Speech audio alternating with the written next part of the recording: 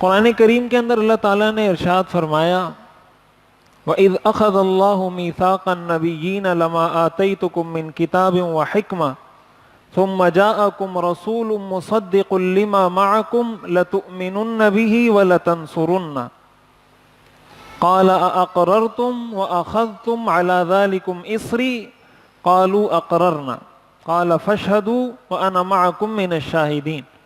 اللہ تعالیٰ ارشاد فرماتے ہیں کہ میں نے تمام انبیاء سے ایک وعدہ لیا ہے۔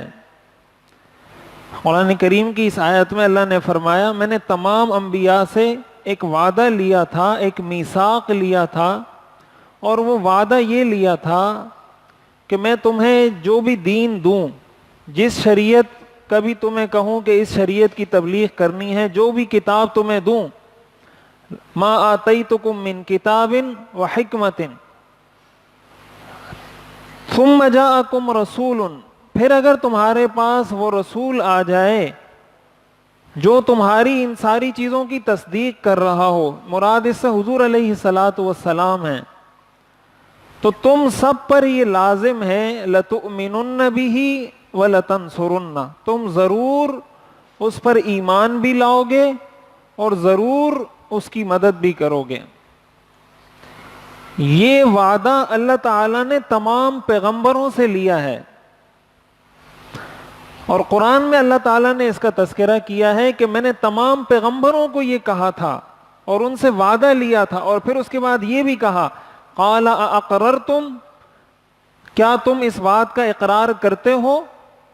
واخذتم علی ذلکم اصری، اور میرے اس معاہدے سے اتفاق کرتے ہو، قالوا اقررنا، سارے انبیاء نے کہا ہم اس کا اقرار کرتے ہیں۔ اللہ نے فرمایا فاشہدوا، پھر گواہ رہو، وَأَنَا مَعَكُم مِّنَ الشَّاهِدِينَ، اور میں بھی ان گواہوں میں سے ایک گواہ ہوں۔ اتنا مضبوط اللہ نے وعدہ لیا، اور پھر اس پورے وعدے کا، پورے معاہدے کا، یعنی جو سمجھے اللہ تعالیٰ نے جو ان سے ایگریمنٹ لیا ہے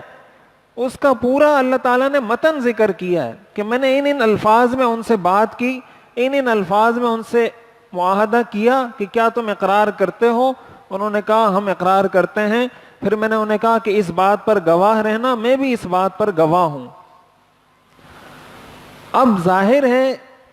جب اللہ تعالیٰ نے، اور یہ حضور علیہ الصلاۃ والسلام کی خصوصیت ہے،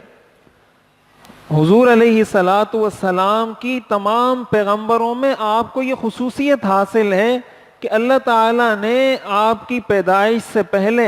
آپ کی بعثت سے پہلے تمام انبیاء سے اس بات کا عہد لیا تھا۔ تو یہ حضور علیہ الصلاۃ والسلام کی جو بہت ساری خصوصیات ہیں، ان خصوصیات میں سے ایک خصوصیت آپ کی یہ بھی ہے۔ اب اتنی بات تو طے ہے کہ اللہ تعالیٰ نے سارے انبیاء سے وعدہ لیا، اب جب سارے انبیاء سے وعدہ لیا تو ان کی امتوں کو بھی اس وعدے کا پابند ہونا پڑے گا۔ یعنی جب حضرت موسیٰ علیہ السلام سے وعدہ لیا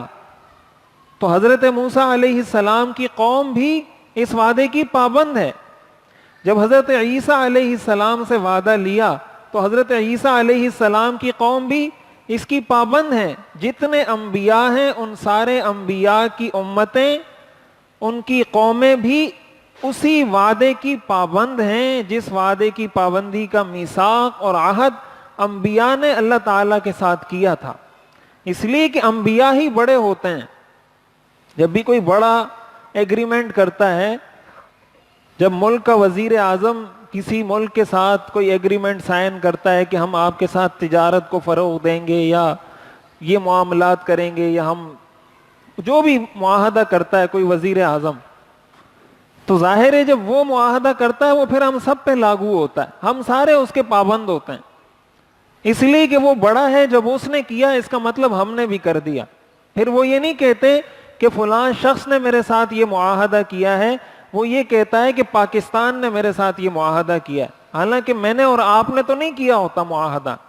معاہدہ تو کسی بڑے نے کیا ہوتا ہے۔ وہ کہتے ہیں پاکستان نے یہ معاہدہ کیا ہے، پاکستان میں تو بہت سارے لوگ آتے ہیں اور وعدہ کرنے والا ایک شخص ہوتا ہے۔